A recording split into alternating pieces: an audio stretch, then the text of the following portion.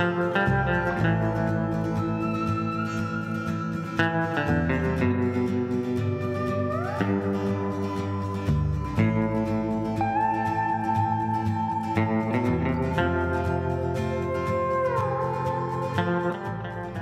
everybody, and welcome to Lost in the Groove.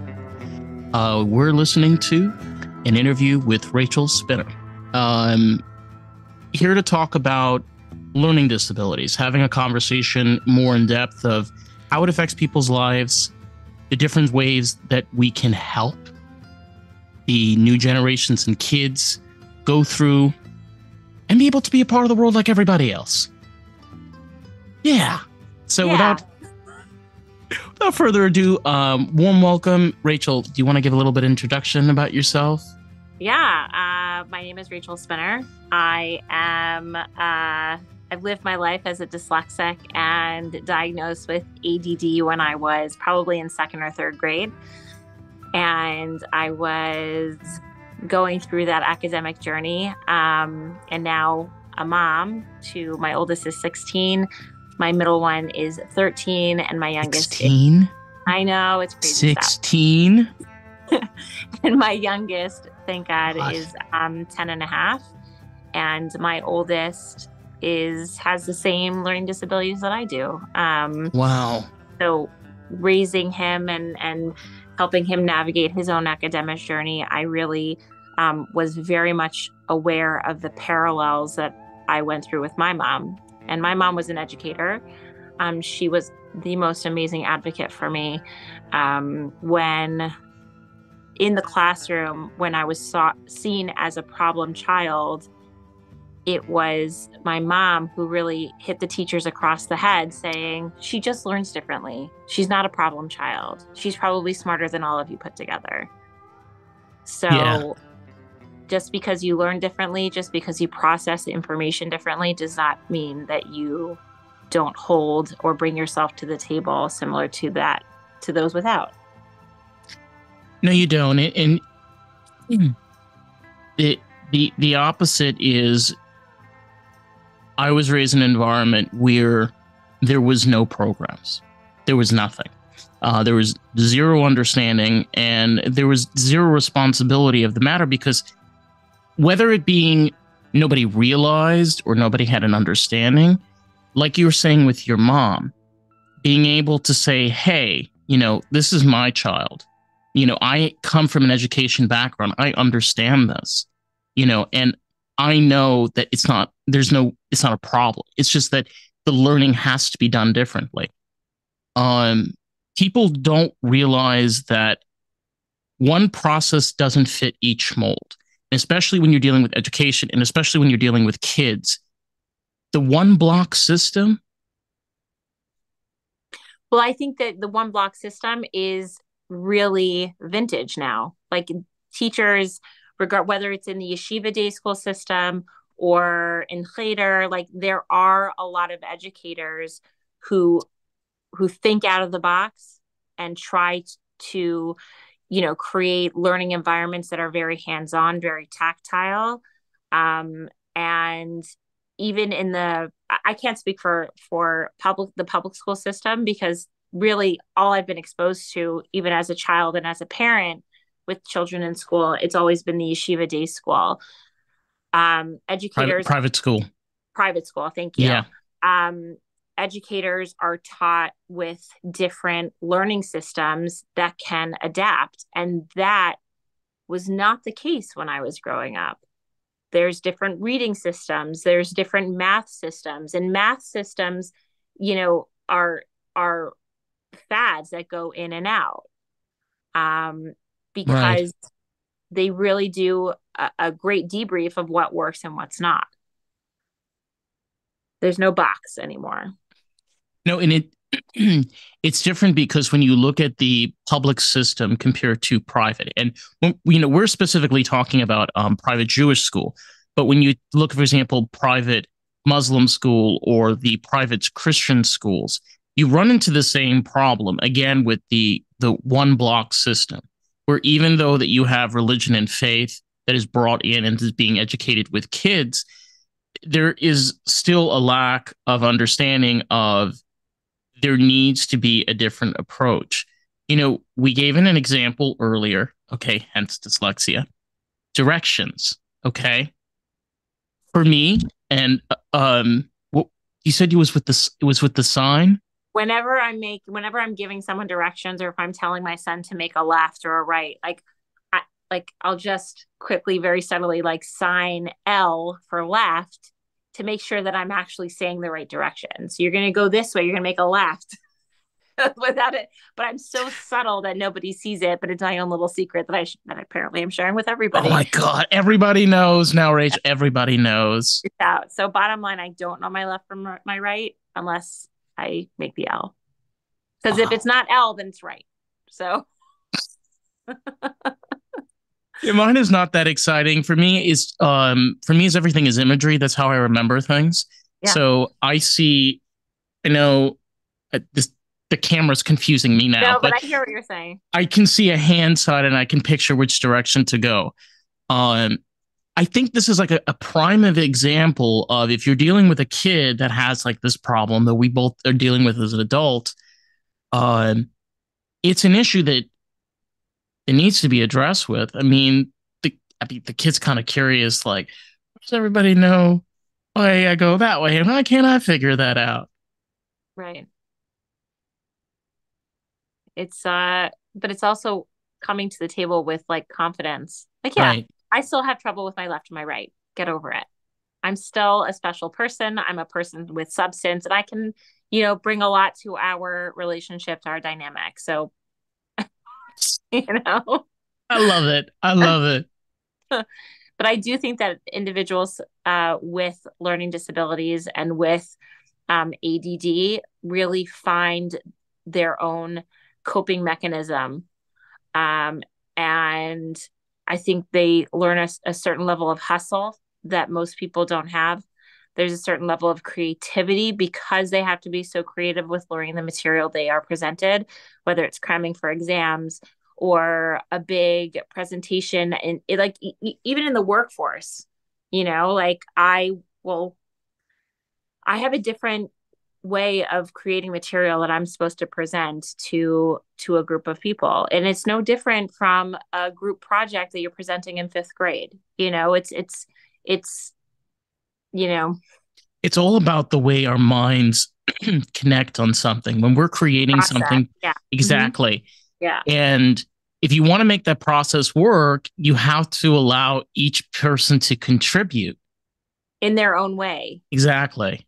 Yeah, Right. in their own way. Like some people will come to Sorry. no problem. Some people will come to a meeting with a notebook with annotations and highlights and different colors and tabs, and like that kind of material is my worst nightmare.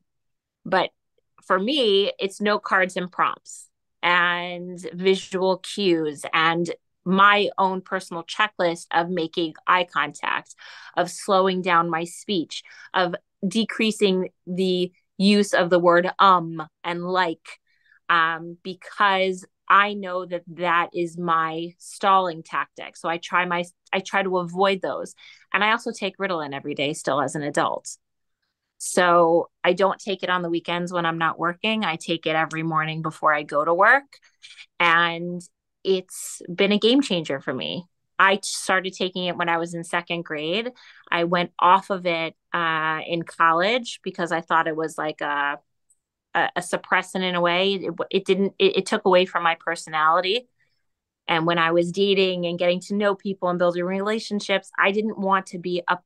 I don't, what's the word for parv in English? Like a bland version of myself. Yeah. God, Parv. So Parv. So I was a bland version of myself and I took myself off of it. And I had to work harder in school to make up for that. And as I became a parent and saw very similar learning habits with my son, and he was diagnosed with learning disabilities and he was diagnosed with dyslexia and he has ADD. I put myself back on it just as he was getting on it when he himself was in second grade.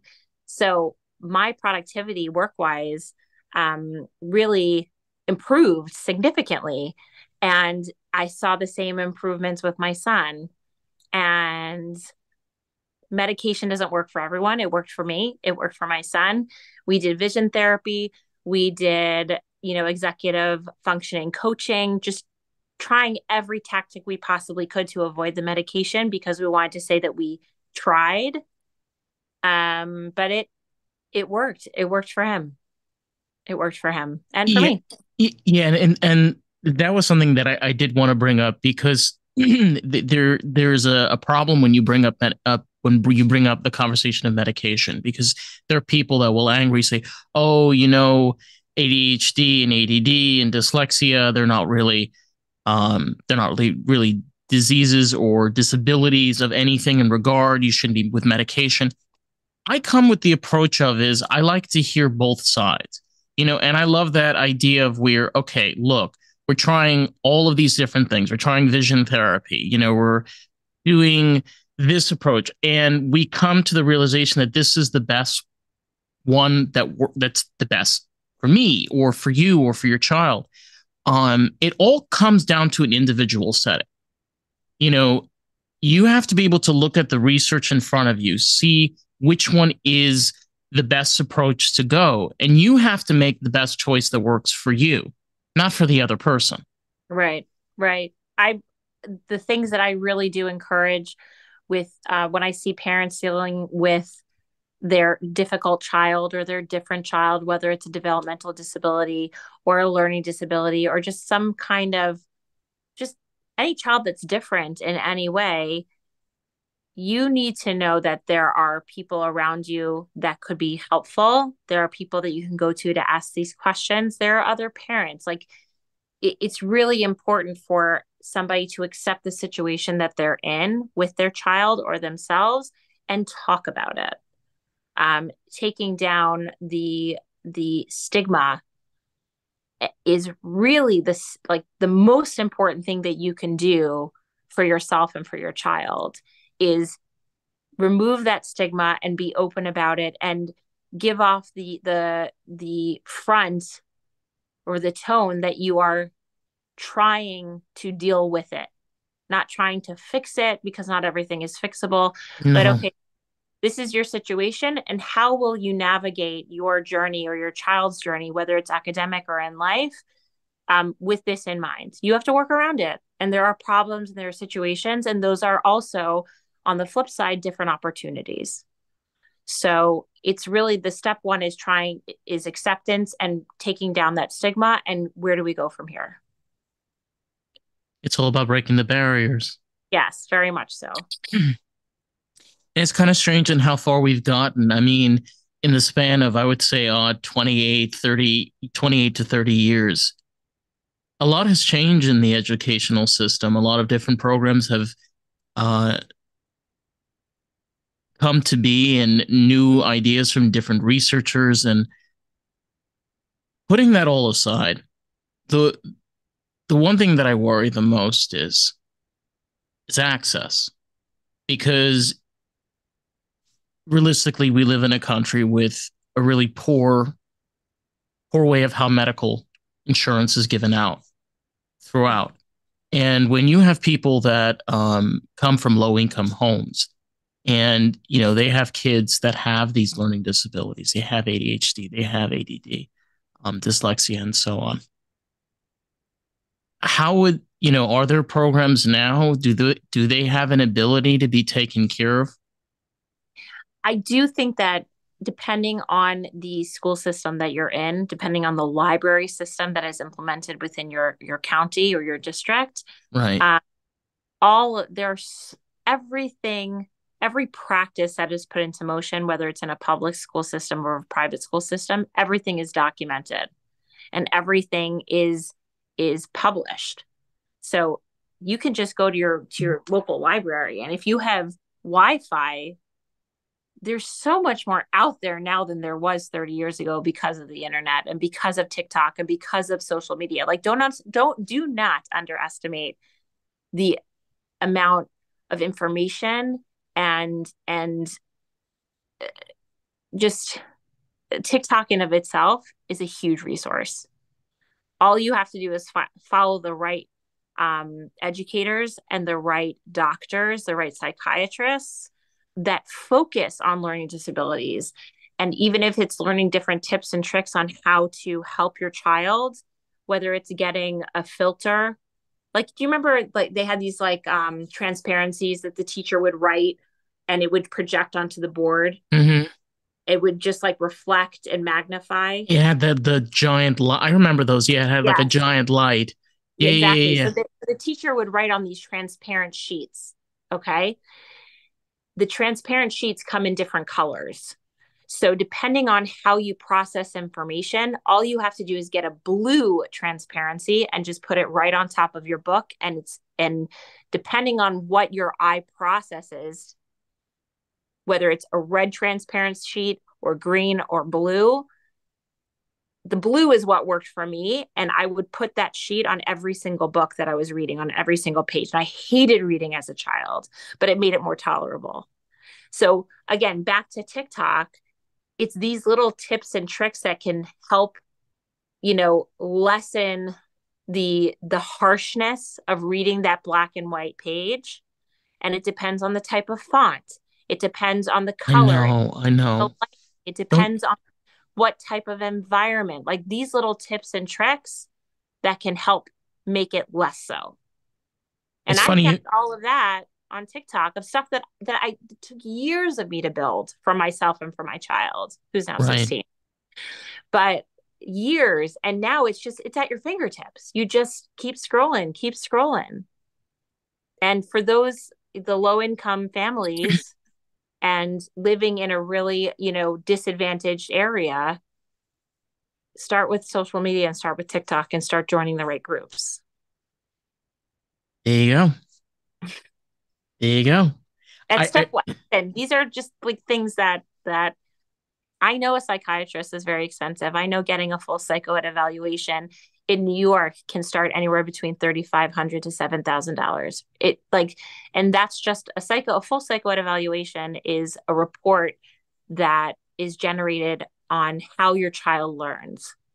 So it's like anywhere between like a few hours to a few days process of sitting with your child and doing different like worksheets, and they really do a full analysis on how your child processes information, and that report is given to your educators and they are trained to learn and internalize how this child can function in my classroom.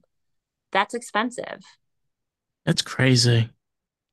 um but It's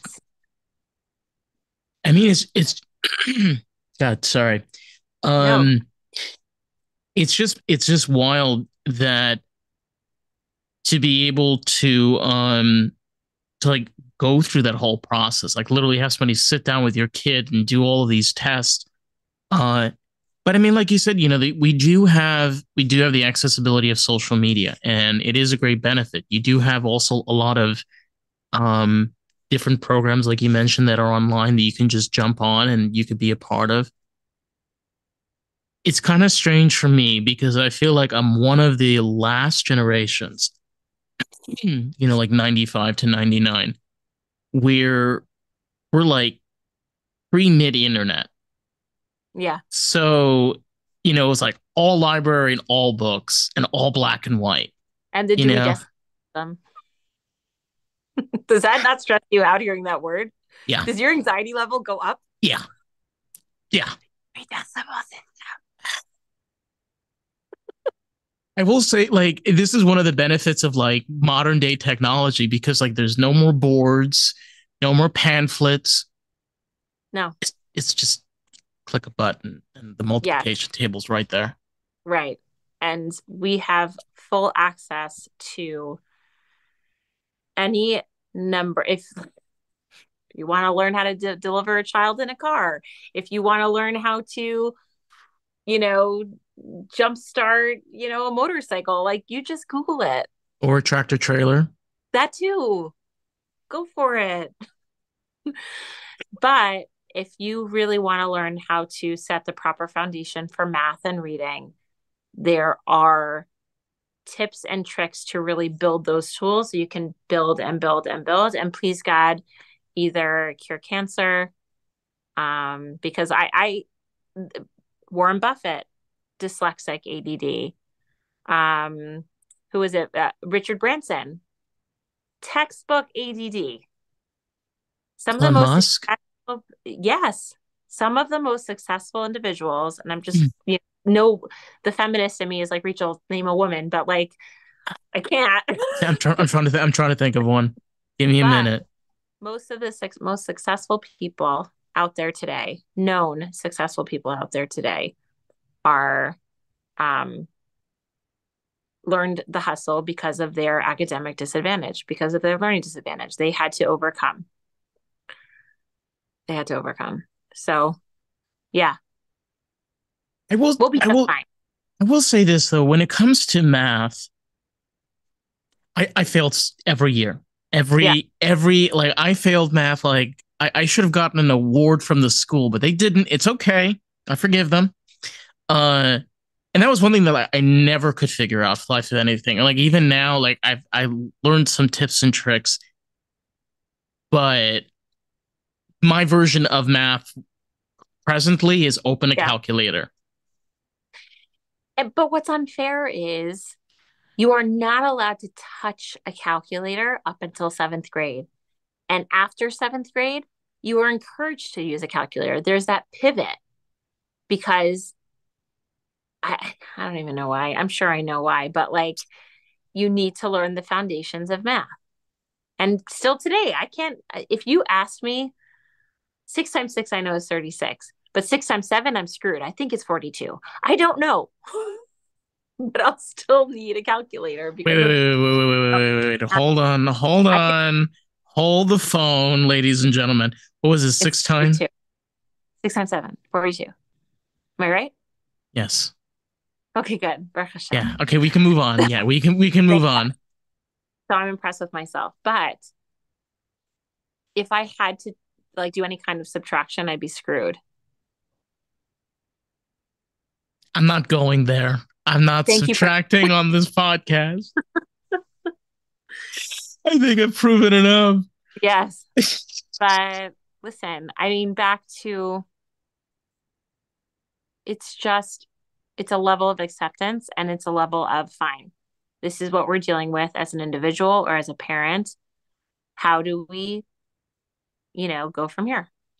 And a formal education plan, a formal, get everything documented. If you have the ability to get your child an IEP and have services granted to them, have everything documented and save it somewhere because that child will need it later on. I have my psychoed evaluation from when I was a kid, and I used it in getting my son documented. So, like, it's having the foresight to really plan and just scan everything and just save it into a Google Drive. Like, you'll be fine. Yeah, don't no hard copies anymore because No, that stuff can burn. Yeah, ain't you nobody got time for that. So ain't it's, got nobody. Ain't got nobody got no time for that. I yeah. one thing I did want to go into was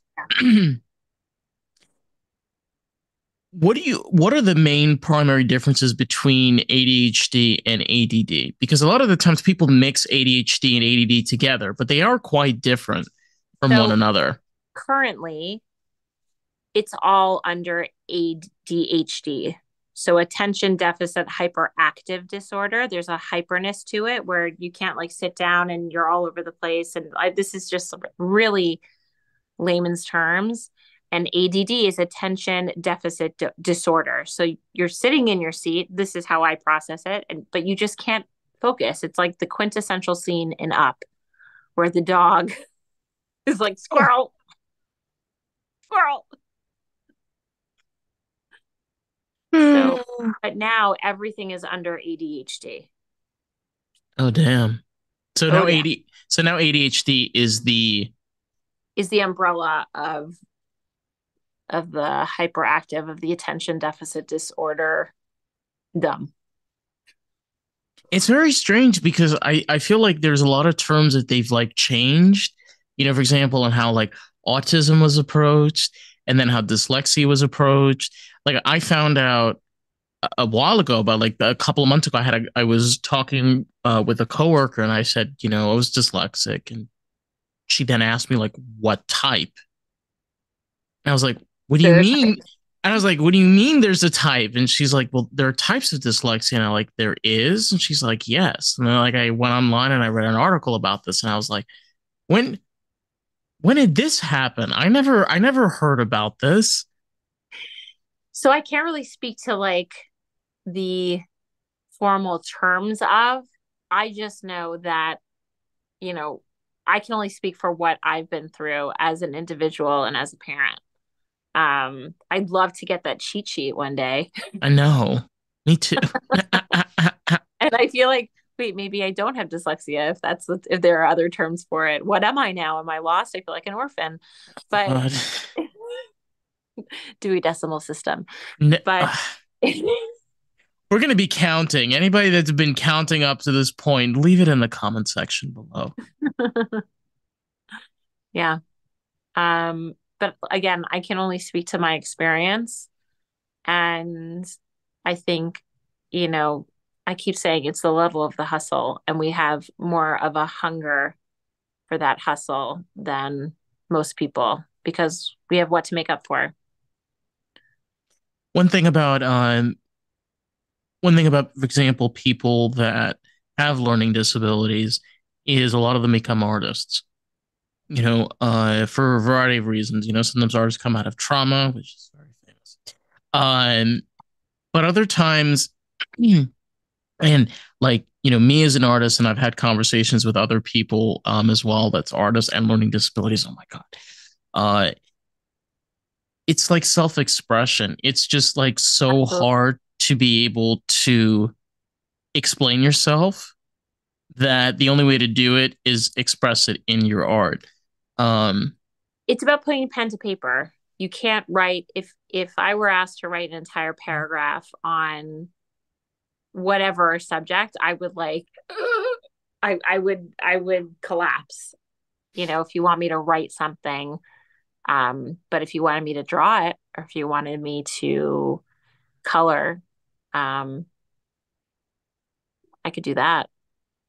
And anyone who channels that level of creativity, whether it's through, having a Cricut machine to create these like different layers of, I don't know, cake toppers, or if you wanted to, um, had an incredible ability to paint with watercolor or with acrylic. Like it's a level of creativity that is tapped into because the ability of putting pen to paper is impossible to other people. So it's how you process the information, how your communication channel is defined.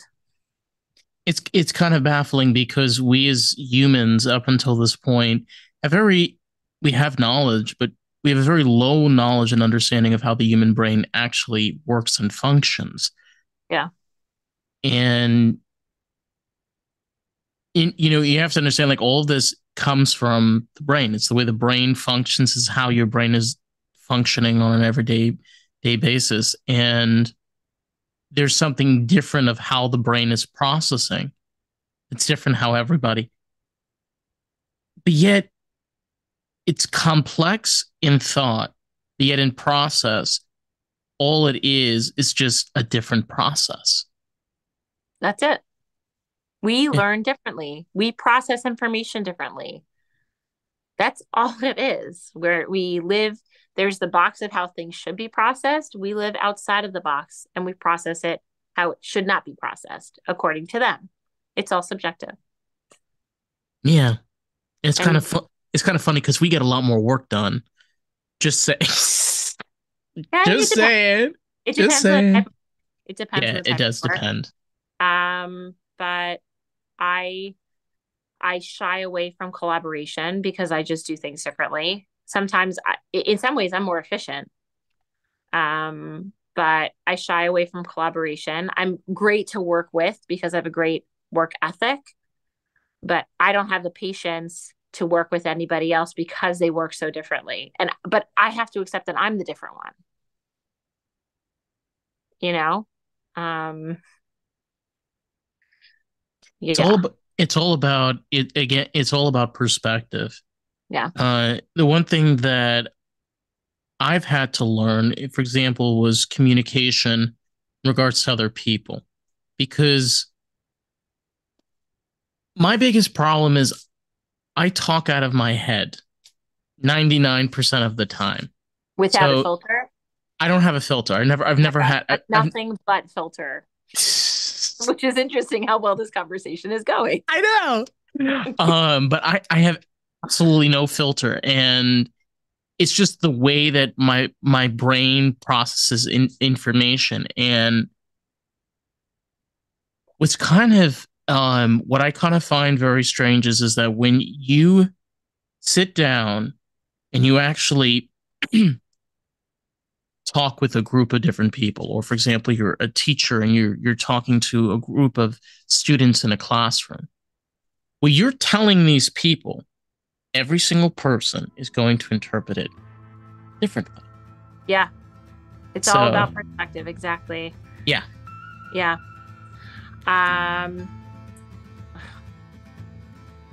That's the name of the game, you know? But Dave, unfortunately, I'm being called in different directions by my children. And unexpectedly, I think we have to present our final thoughts. I'm so sorry. No, you're fine. Yeah. Well, I really appreciate you coming onto the podcast and spending your time here. What is something that you want to leave off in regards to like the work that you're doing now, or kind of the program that you're working on? Yeah. So I'd love to say that there's any specific program that I'm working on. But if I could be of some help or some resource to somebody who has a child who thinks differently or out of the box, I'd love to provide any kind of guidance. You can reach me through Dave. But it's every problem or hurdle is an opportunity. That's bottom line. So. Well, sorry.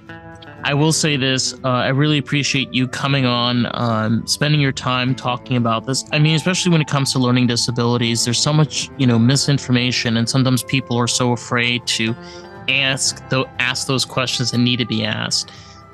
So very happy for you to come on and answer some of those questions. Be sure to check out the podcast at Lost in the Groove Pod on Facebook, TikTok, and Instagram. And Rachel, where can anybody on you if they want to find on you on social media? You can find me on Instagram. I believe it's our Spinner, but just look for Rachel Spinner and you can follow me there. All right. Well, thank you so much for everybody being here. Catch you on the next episode of Lost in the Groove. Bye, everybody.